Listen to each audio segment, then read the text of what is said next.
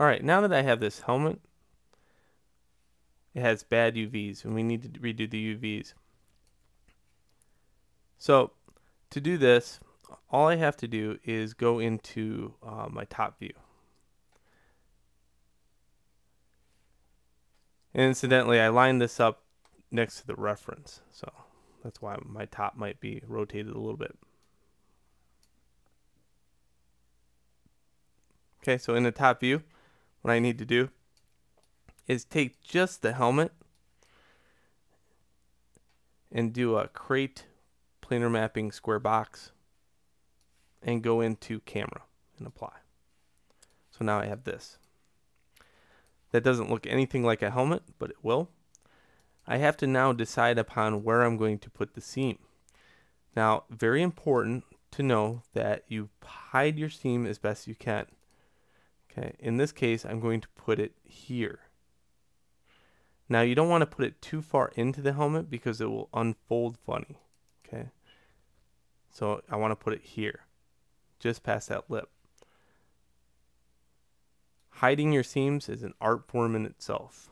So I'm going to cut that, go to UV, go to shell, W on the keyboard to move it off. So now I have two shells. Okay, like I showed you earlier, one shell is going to be my negative shell, and I have to find out what that shell is going to be. Usually it's the inside shell, so what I got to do is grab several UVs and hit the unfold button.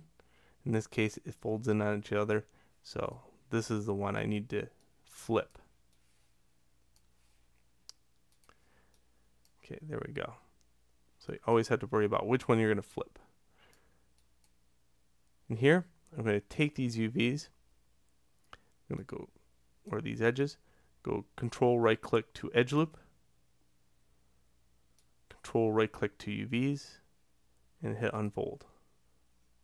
This will unfold both. Okay. Alright, now that I have UVs that best represent the actual helmet, I want them to even represent it scale-wise too. So to find the direction here, notice that this shell right here is very round. It's because when I made the UVs, it stretched it out. So what I need to do now is scale those in just a little bit. Okay, I'm also going to rotate these.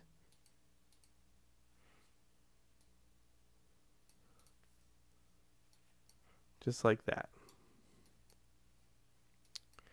This one, not as important. This is the inside shell, but I still want it facing the right way. There we go. It just helps me a little bit when during the texture phase. If I get tired of hitting two shell all the time, I can use this. This allows me to highlight the entire shell. Now I'm just going to make sure that these faces are kind of frontward faced. So this should highlight the front of my model. I'm going to go back to the move tool. Yep, those are the front of the model. Good. Good. Now I'm just going to put these off to the side because I need to work on the other part next. And the other part, I just need to cut it apart and get the representation of a ribbon down. Now I could do this in many different ways, but I like planar mapping. It's very clean. It's always reliable. So here on this object, I'm going to do the very same thing in the front. I'm going to do a planar map.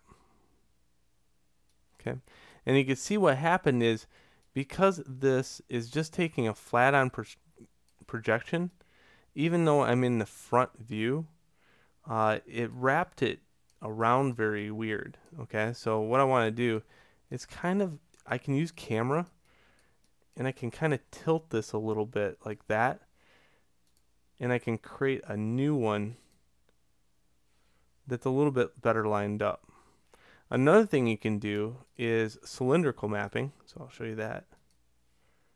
And you can see cylindrical mapping does a pretty good job of this.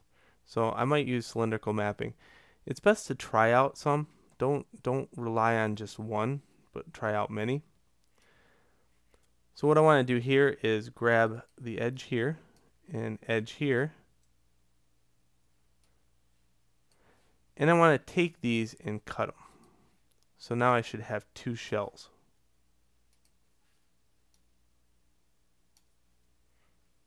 Just like before. So this one represents my outside one and this is my inside one. And just like before, what I want to do is unfold these. I do that by checking to see the unfold. Yes, it's folding weird. Going to shell, flipping it, grabbing those edges,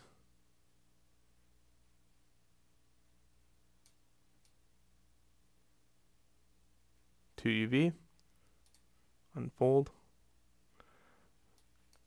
And this time it unfolded, but you notice it unfolded in such a way that it kind of manipulated the shape a little bit. So I don't want it to do that.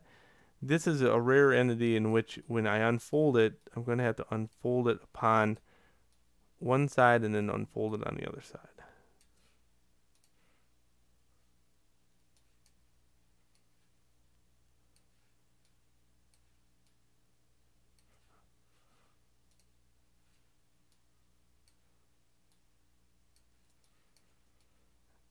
It might not need even unfolding. I notice that it's not much of a change, but I'm still wanting to do this.